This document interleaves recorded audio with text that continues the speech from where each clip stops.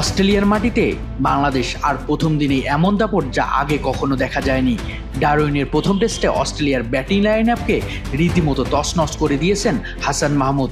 আগুনঝরা pace, দুর্দান্ত line length আর নিখুঁত বোলিংয়ে একাই তুলে নিয়েছেন 6টি উইকেট। শুরুটা হয়েছিল নতুন বল হাতে, জেক ওয়েদারকে ফিরিয়ে 45 রানের উদ্বোধনী জুটি ভাঙেন হাসান। এর পরের ওভারেই ট্রাভিস হেডকে বোল্ড করেন তিনি। সেখান থেকে শুরু হয় অস্ট্রেলিয়ার ধস।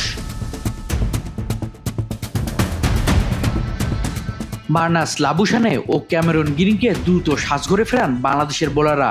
ইবাদত হোসেন তুলে নেন গুরুত্বপূর্ণ উইকেট, আর তাসকিন আহমেদও রাখেন দারুণ অবদান। একসময় 74 রানে 4 উইকেট হারিয়ে চাপে পড়ে অজিরা। এরপর স্টিভেন স্মিথ ও অ্যালেক্স ক্যারি কিছুটা প্রতিরোধ করার চেষ্টা করলেও সেই জুটি টেকে নেই বেশিক্ষণ। ক্যারিকে ফিরিয়ে দেন ইবাদত।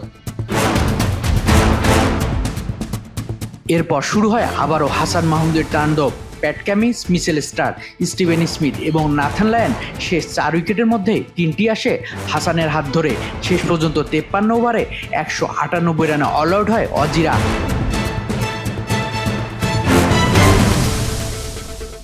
আর হাসানের 6 উইকেট শুধু দুর্দান্ত বোলিং ফিগার নয়, অস্ট্রেলিয়ার মাটিতে তাদের বিপক্ষে বাংলাদেশের পেস বোলিংয়ের নতুন ইতিহাস।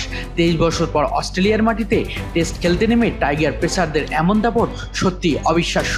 বোলাররা কাজটা করে দিয়েছেন, এখন পালা বাংলাদেশের ব্যাটসম্যানদের। ডারউইনে কি আরও বড় কোনো ইতিহাসে অপেক্ষা করছে বাংলাদেশের জন্য?